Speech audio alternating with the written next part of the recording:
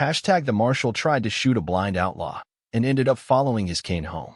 The first shot came at dusk. A single crack that split the air like thunder, echoing down the main street of Willow Creek. Marshal Wade Harmon stood in the middle of the road, revolver still smoking, his weathered face tight with concentration. 20 paces away, Silas Cole hadn't fallen. Hadn't even flinched. The blind man simply stood there, head cocked slightly, listening. His long black coat hung motionless in the evening air. The bullet had buried itself in the wooden post beside him. "Your aim's off, Marshal," Silas said, his voice like gravel. "About 3 inches to my left." The tap of his cane began then. A slow, methodical sound against the hard-packed dirt. Tap, tap, tap. Each contact precise and deliberate as Silas moved forward, not away. Wade's hand tightened on his gun. The townsfolk who'd gathered at the sound of gunfire pressed back against the boardwalk. Nobody spoke. They just watched as the blind outlaw approached the lawman one careful step at a time. "Next shot won't miss," Wade called out, but his voice betrayed him, cracking on the final word. Silas smiled then, a thin expression without mirth. The cane kept its rhythm. Tap, tap, tap. "There will be a next shot," Silas said. "Not today." He was close enough now that Wade could see the milky film covering his eyes, the network of scars surrounding them. Eyes that saw nothing but somehow seemed to look straight through him. "You've come to kill me," Silas continued.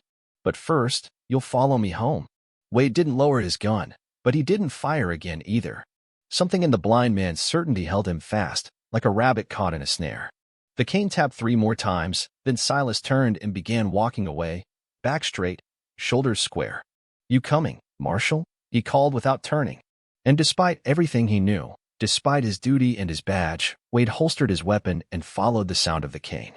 Willow Creek was barely a town, just a cluster of buildings fighting against the desert's constant attempt to reclaim them. The main street ran straight as an arrow for barely a quarter mile before surrendering to the vast emptiness beyond. A saloon, general store, blacksmith, and a dozen other weathered structures huddled together against the unforgiving landscape. Wade had been Marshal here for 15 years. Since Mary died. Since the coughing sickness took her and left him alone with a badge and a town that needed little policing. His office doubled as the jail, 2 cells that rarely held occupants. His home was the small room in the back where he slept on a narrow cot beneath a window that never quite kept the dust out.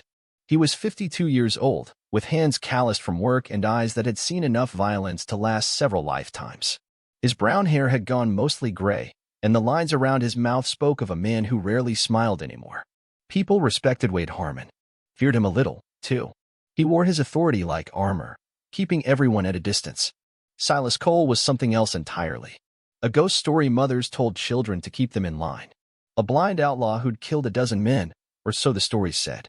He lived alone in a cabin at the edge of town, a place most folks gave wide berth. Some said he'd been a gunslinger before losing his sight. Others claimed he'd been born blind but had developed senses so keen he could hear a man's heartbeat from across a room. Nobody knew for certain. Nobody got close enough to ask. His cane was distinctive, carved from dark wood with a brass handle worn smooth from years of use. The tap of it against the ground was a sound that made people nervous, like the warning rattle of a snake. The townsfolk had learned to live with his presence over the years, treating him like a dangerous landmark to be avoided. He came into town once a month for supplies, paid in cash, and spoke only when necessary. Until the day, Wade and Silas had maintained an uneasy truce. The Marshal left the blind man alone, and Silas caused no trouble in town. But the letter that had arrived yesterday had changed everything. The governor's seal had been pressed deep into the red wax, official and unmistakable. Wade had broken it open in his office, the late afternoon sun slanting through the window and illuminating the dust motes that danced in the air. The letter was brief, and to the point.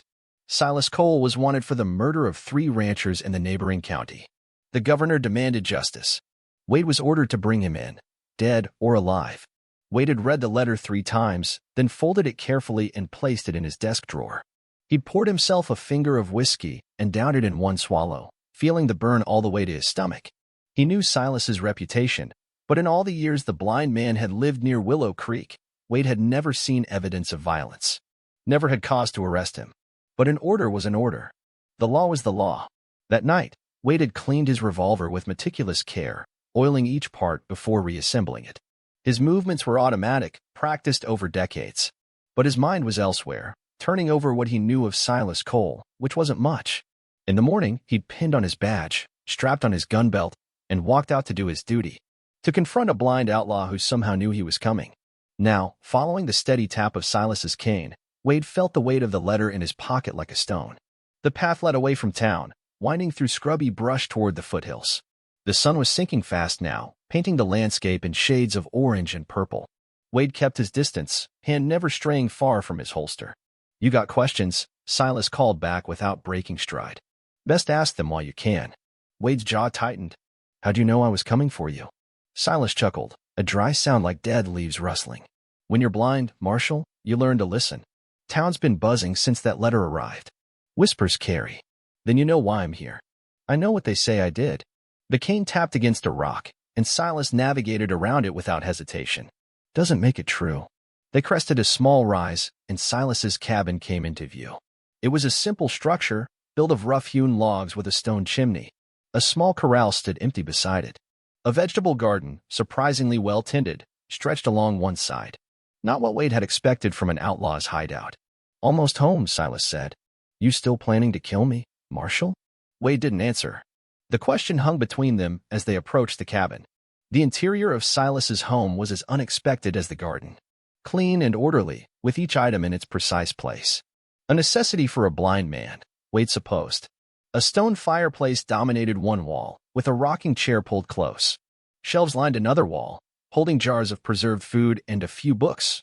Books a blind man couldn't read. "Sit if you want," Silas said, hanging his coat on a peg by the door. Coffee's still hot on the stove. Wade remained standing, watching as Silas moved confidently through the space, retrieving 2 cups without hesitation. "You were expecting company?" "I was expecting you." Silas filled both cups with dark coffee, the rich aroma filling the small room. "Been expecting you for years, if I'm honest." He offered 1 cup to Wade, holding it out in exactly the right direction. After a moment's hesitation, Wade took it. "3 ranchers dead," Wade said. "Governor says you did it." Silas settled into the rocking chair, his cane propped against the wall beside him. "And you always do what the governor tells you?" "I uphold the law." "The law." Silas sipped his coffee. "Convenient thing, the law. Changes depending on who's writing it." Wade remained silent, studying the blind man. Up close, Silas looked older than he'd appeared from a distance. Maybe 60, with deep lines etched into his face and a beard streaked with gray. His hands were scarred, the fingers gnarled but strong. "You want to know if I killed those men?" Silas said finally. "Did you? Would it matter what I said?" "You've got your orders." Wade set his untouched coffee on the table. "It would matter to me." Silas turned his face toward Wade, those milky eyes somehow finding him. 15 years you've been Marshal in Willow Creek. Never once came out here to talk to me. Never once asked my side of any story. Never had reason to. And now you do." Silas leaned forward. "Those ranchers were stealing water, damming up the creek that feeds this whole valley. Small farms drying up. People suffering. So you killed them?" "I confronted them." Silas's voice remained steady. "Asked them to remove the dam. They refused.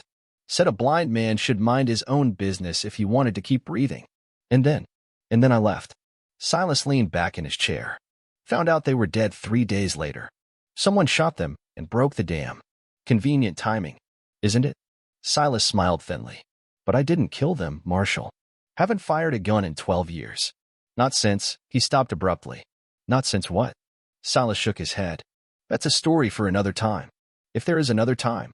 Wade's hand moved to his gun. "The governor wants justice. The governor wants land," Silas countered. "Those ranchers were his cousins. They were damming the water so the small farms would fail, so the land could be bought cheap. You expect me to believe that?" "I expect you to do what you think is right." Silas gestured toward a small desk in the corner.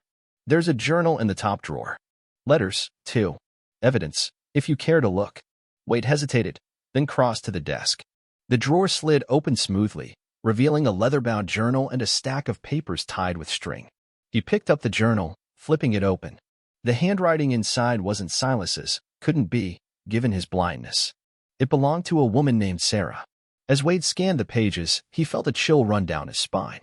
Sarah had documented everything: the governor's plan, the damming of the creek, the suffering of the farmers. And she'd written about Silas, about his past. "Who's Sarah?" Wade asked, looking up. "My eyes," Silas said simply. "For a time." "Where is she now?" Silas's expression tightened. "Dead. 7 years now." Wade closed the journal. This doesn't prove you didn't kill those men. No, Silas agreed. It doesn't. But it gives you reason to doubt. And doubt's a powerful thing for a man of conscience. Wade stared at the blind outlaw, seeing him truly for the first time. Not a monster from ghost stories, but a man, complex, wounded, possibly dangerous, possibly innocent. It's getting dark, Silas said, though how he knew was a mystery. You can shoot me now and ride back to town. Tell them justice was served. Or you can stay the night, read Sarah's journal. Make your decision in the morning. Wade's hand still rested on his gun. One quick draw, one shot, and his duty would be done. The governor would be satisfied. The law upheld. Instead, he pulled out a chair and sat down. I'll read the journal, he said. The lamp burned low as Wade turned the last page of Sarah's journal. Outside, night had fallen completely, wrapping the cabin in darkness and silence.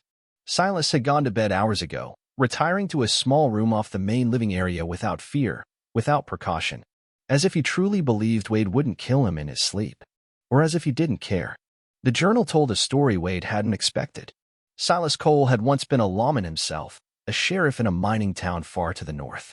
He'd had a wife, a daughter, a life not unlike the one Wade had lost when Mary died. But Silas had lost more, much more. The governor, then just a wealthy businessman with political ambitions, had wanted the mines. When the town refused to sell, accidents began happening. Deadly accidents. Silas had investigated, gathered evidence, had been close to bringing charges. Then came the fire, the one that claimed his family, the one that took his sight. Sarah had been his nurse after the burns healed, the one who helped him learn to live in darkness. She'd written down his testimony, sent letters seeking justice, all ignored or returned unopened. Eventually, they'd fled south, settling near Willow Creek where no one knew them, where Silas could live in peace, or something close to it, until the governor's cousins had started damming the creek, until history began repeating itself. Wade closed the journal and rubbed his eyes. The story rang true, mashed with fragments he'd heard over the years. The governor's rise to power, the convenient deaths of his opponents. But it didn't answer the crucial question, had Silas killed those 3 men? Wade stood and stretched, his joints protesting after hours of sitting. The cabin was quiet except for the occasional pop from the dying fire. He moved to the window, looking out at the star-filled sky. His reflection stared back at him from the glass, a tired man with too many questions and not enough answers. Behind him, he saw the room reflected too, including Silas's cane leaning against the wall. That cane. The tap of it against the ground. The way Silas navigated with it, confident and sure. Wade turned, studying the cane with new interest. He crossed the room and picked it up, feeling its weight. Heavier than it looked. The brass handle was worn smooth, but the wood itself was intricately carved with a pattern of leaves and vines. He ran his fingers along the shaft, feeling a slight irregularity near the bottom. A small catch that, when pressed, released something inside. The bottom portion of the cane slid off, revealing a hidden compartment. And inside that compartment, a rifle barrel. Precisely machined, perfectly concealed. The cane was a gun. Wade stared at the disassembled weapon, understanding dawning. A blind man might not be able to aim a pistol at close range, but a rifle like this, braced against the shoulder, pointed in the general direction of a target, could be deadly at the right distance. Found it, did you? Silas's voice came from the bedroom doorway. He stood there in a nightshirt, his blind eyes somehow finding Wade in the darkness. You lied, Wade said, his voice hard. You said you hadn't fired a gun in 12 years. I said I hadn't fired a gun, Silas corrected. I never said anything about my cane. Wade reassembled the weapon with practiced hands. So you did kill them. I did what needed doing. Silas stepped further into the room. What no one else would do. That's not your decision to make, isn't it? Silas moved to the rocking chair and sat down. When the law fails, when justice fails, what's left? Those men were killing this valley. Killing people's livelihoods. Their futures. So you appointed yourself judge, jury, and executioner. Like you're doing now? Silas's voice was quiet but cutting. Following orders without question. Doing the governor's dirty work. Wade set the cane down carefully. It's not the same. It's exactly the same. You wear a badge, so you think your killing is righteous. But we both know that badge is just a piece of metal. It's the man wearing it that matters. The words hit Wade like a physical blow. He sank into a chair, suddenly exhausted. I've never killed a man who didn't deserve it. Neither have I. Silas leaned forward. That's the burden we share, Marshal. The weight of deciding who lives and who dies. The weight of being certain when certainty is impossible. Wade looked at the blind outlaw, seeing not a criminal but a mirror. A reflection of what he might have become if circumstances had been different. If he'd lost more than just Mary. What happens now? Silas asked. You've got your evidence. You know I killed those men. Your duty is clear. Dawn was approaching, the first faint light appearing at the window. Soon it would be time to make a decision. To uphold the law, or to follow something deeper, more primal. Justice over legality. Get dressed, Wade said finally. We've got a long ride ahead of us. The morning sun beat down on them as they rode side by side across the open country. Wade had brought a second horse, expecting to return with a prisoner or a body. Now Silas rode that horse, his cane secured to the saddle. They hadn't spoken much since leaving the cabin. Each man lost in his own thoughts, weighing choices and consequences. Where are we going? Silas asked eventually. Not toward town. Wade adjusted his hat against the glare. There's a telegraph office at Fort Davis. 3 days' ride. And what message will you send? The truth. What I found in your cabin. What I read in the journal. Silas was quiet for a long moment. The governor won't let that stand. Probably not, Wade agreed. But it'll be on record. And I know people at the territorial newspaper. People who might be interested in the governor's business dealings. You're risking your badge. Badge doesn't mean much if I can't look at myself in the mirror while wearing it. They rode in silence for another mile before Silas spoke again. And after the telegraph office? What then? Wade had been asking himself the same question all morning. The answer still wasn't clear. That depends, he said finally. On what? On whether you're planning to kill anyone else with that cane of yours. Silas's face remained impassive. The men who deserved killing are dead. All of them. A muscle twitched in Silas's jaw. The governor still lives. And I'm blind, Marshal. Not stupid. I know when a fight can't be won. Wade studied the man beside him, trying to gauge his sincerity. After the telegraph office, we part ways. You ride south, across the border. Start fresh. And you? I go back to Willow Creek. Tell them you're dead. Show them a body if I have to. Whose body? Wade shrugged. Someone will turn up. Always does in this country. They crested a rise, the vast landscape spreading out before them. Miles of open country, harsh and beautiful. A land that demanded hard choices from those who lived in it. Why are you doing this? Silas asked. You don't know me. Don't know me anything. Wade considered the question carefully. Maybe I'm tired of following orders without question. Maybe I see something of myself in you. Or maybe I just believe your story. And if you're wrong, if I am the monster they say I am, then I've made a mistake. Wade touched the gun at his hip. Won't be my first. Might be my last. Silas nodded slowly. Fair enough. They rode on as the sun climbed higher, two men bound by choices made and unmade.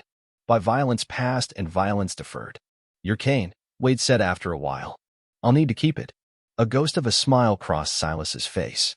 I've got another at the cabin. Less ornate. But it'll do. Wade glanced at him sharply. Another weapon? Just a cane, Marshal. Just a cane. Whether truth or lie, Wade couldn't tell. Perhaps it didn't matter. They all had their secrets, their hidden compartments. The parts of themselves they kept concealed until necessity demanded revelation. The path stretched out before them, winding through the desert toward an uncertain destination. Wade found himself listening to the rhythm of the horse's hooves against the hard ground. A steady beat, like the tap of a cane. Tap, tap, tap, leading him away from what he'd always known, towards something he couldn't yet see. Total _char_count, 25,710.